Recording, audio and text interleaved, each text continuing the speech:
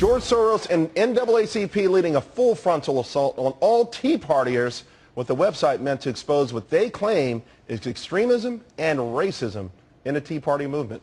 My next guest says good luck because they're going to have a hard time finding it. Tea Party HD founder Tony Loicono joins me now. Tony, I got to tell you, I've been a keynote speaker at 5 Tea Party events, and I've never seen any forms of racism. Do you think they're going to find anything with this search? No, I think they should start by trying to come to one. Yeah, that would help, But a lot of people out there make their determinations without ever having seen anything at all. But this is something I think, though, for people who haven't gone to one that don't really have any political affiliations, it's starting to stick, though, and this is dangerous in my mind. Aren't you somewhat worried about that?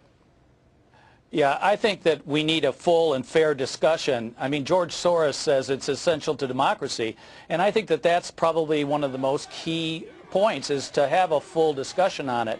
But let's have a fair discussion also.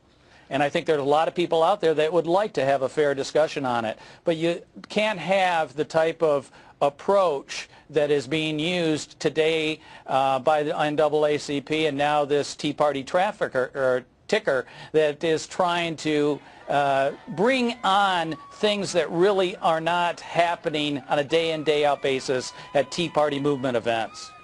As part of the problem, I think one of the good things about the Tea Party thing, particularly in the beginning, it was just individuals who wanted to express how they felt about the country and their concerns, but also not necessarily having a centralized leader means that everyone has to be smeared as opposed to just the leader of the movement. Yeah, I think that one of the big things that has always been put forth, even by like Nancy Pelosi, is they called the movement an astroturf. And they really looked at it from the perspective that it wasn't a grassroots movement. I'm in it because of the grassroots movement. I'm not in it because of large business or major corporate donors. There are a number of individuals out there that are supporting it, and this approach you just mentioned, Charles, is what is at its core. It's not driven by large donors like George Soros that is funding very large portions of the movement that he is wanting to get access to.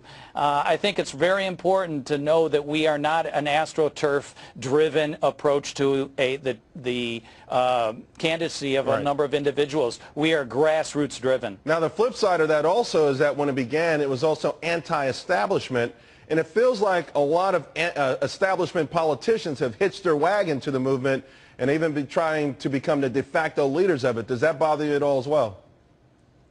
No, I think that we are all encompassing. We want to listen and dig into the issues, not as much who that person is, as long as they're being transparent, their voter record supports what they want their constituents to understand about them. That's the more important issue. Tony, I got to say thanks a lot, and keep up the good work, because I think it's a legitimate American movement, and I don't see any racism in it at all. So keep up the good job.